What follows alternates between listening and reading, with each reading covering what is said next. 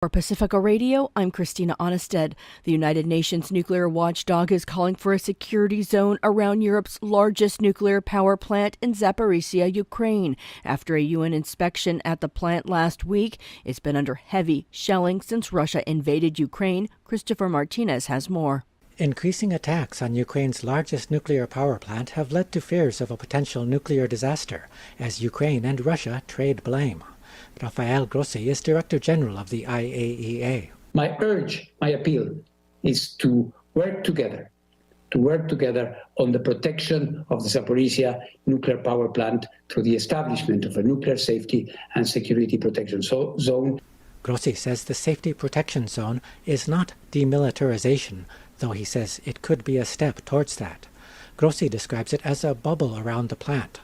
Recommendation is part of a 52-page report the IAEA released Tuesday following its visit to the site.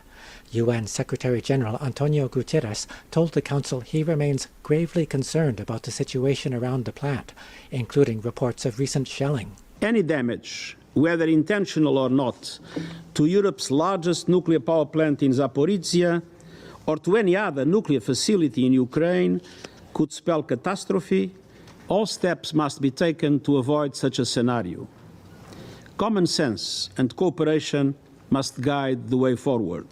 The IAEA's report was careful not to blame either side for the attacks on the nuclear power plant. Reporting for Pacifica Radio News KPFA, I'm Christopher Martinez. Meanwhile, a Ukrainian official says Russia has resumed shelling in the area of the Zaporizhia power plant. A Ukrainian regional governor said a city on the opposite bank of the Dnieper River was fired on with rockets and heavy artillery today. The Washington Post reports amongst the documents seized at Donald Trump's estate when FBI agents raided Mar-a-Lago last month was a document describing a foreign government's military defenses, including its nuclear capabilities. The reporting does not specify which nation. The document was so sensitive, most couldn't even view it, according to the report, but it was found in a box in Mar-a-Lago with little known security. Nuclear nonproliferation groups point to the further dangers of atomic weapons. A new report says the names of hundreds of U.S. law enforcement officers, elected officials, and military members appear on the leaked membership rolls of a far-right extremist group that's been accused of playing a key role in the deadly January 6 Capitol siege. The Anti-Defamation League's Center on Extremism poured over more than 38,000 names on leaked Oath Keeper membership lists to find more than 370 people it believes are currently working in law enforcement agencies. It also identified more than 80 people who are running for or served in public office as of early August.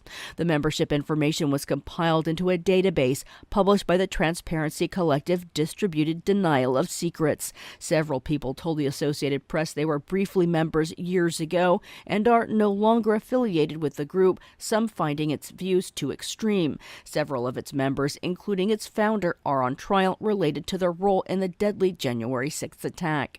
The data shows the most members are in California and Texas, California having more than 3,000 members, including 4 elected officials, 24 law enforcement officers, 12 military members, and 9 first responders.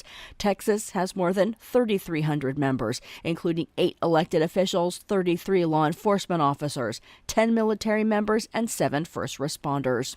The UK's new Prime Minister Liz Truss has ruled out a windfall tax on oil companies to pay for her plans to tackle Britain's energy crisis. Truss underscored her opposition to the tax during her first session of Prime Minister's questions in the House of Commons today and went toe-to-toe with the Labour Party's leader, Keir Starmer. The Treasury estimates are that the energy producers will make £170 billion in excess profits over the next 2 years.